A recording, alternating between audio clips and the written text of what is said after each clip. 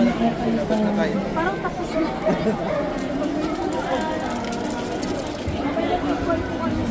So, nag-sabihin na yung pagpapakain pala. Mamaya, di ba, yung mga business sila mag-post. Yung mo sa pagpapakain, paano lang po mga prevent lang din yung everything? Kasi parang ang bilis-bilis nila yung mga anak. Kasi may people lang po sila palagi po. Mga water. Ano lang po just to not lang po lagi sinumpog ng po every minute. Hindi ko lang po.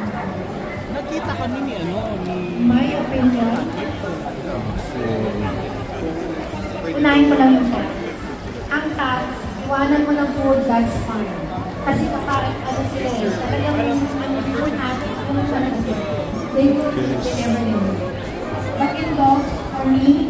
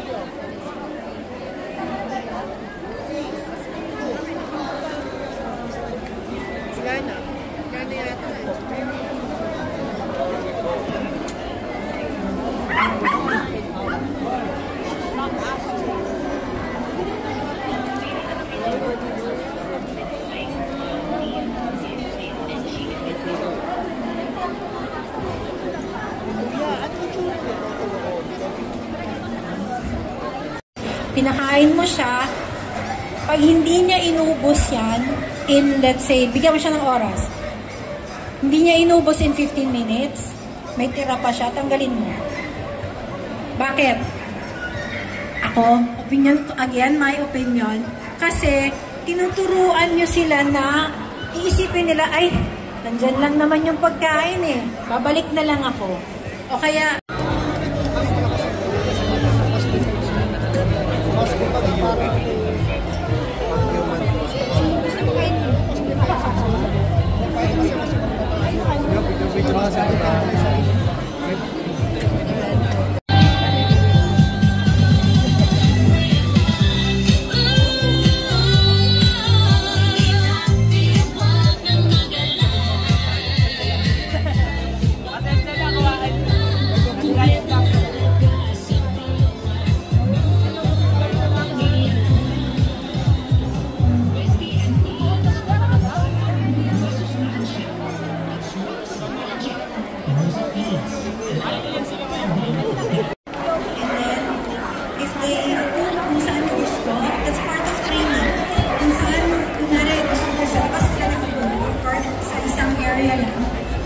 pag nagawa na nila, then you praise them. Sarap. At alam mo, dapat na dito. Kasi, madalas nagiging routine nila yun. Kasi kung mayat-maya, meron silang kinakain. Mayat-maya, meron din silang kinakain. Isa pa, I'm not sure kung nakatayan ng mga pagkakas. Kasi for me, if maganda yung food at maganda yung absorption ng loob mo, sabihin nila, usually, maganda, diba? Meron siya feeding diet. Pag sinabi mo na 5 kilo dog, dapat half a cup lang a day. Isip mo, half a cup lang papakain ko sa kanya. Pero nakita mo, ganda-ganda ng katawan niya. Tapos ang pupo niya kakaunti lang. Ibig sabihin, na-utilize ng body niya yung nutrients na kinakain. Pumapasok sa katawan. And yung pupo kasi waste yan eh. Literally waste. So yun yung tapon. Kaya kukuha niya. Doesn't mean naman na sobrang hangga na po. Hindi mo, ganun na. I believe, iyang-iyang na. Hindi ko ito yung gamang doktor mo.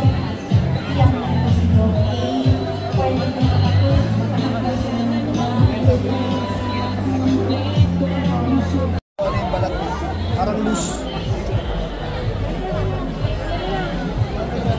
Tsaka na doon nakalabas yung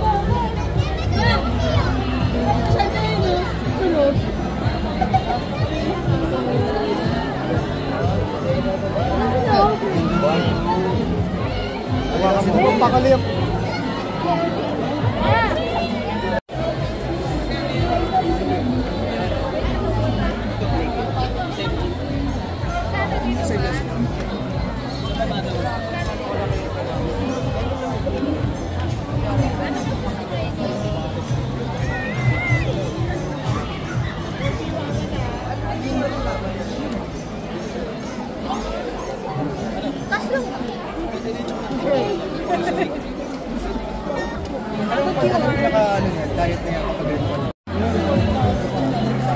Meron sa papel ko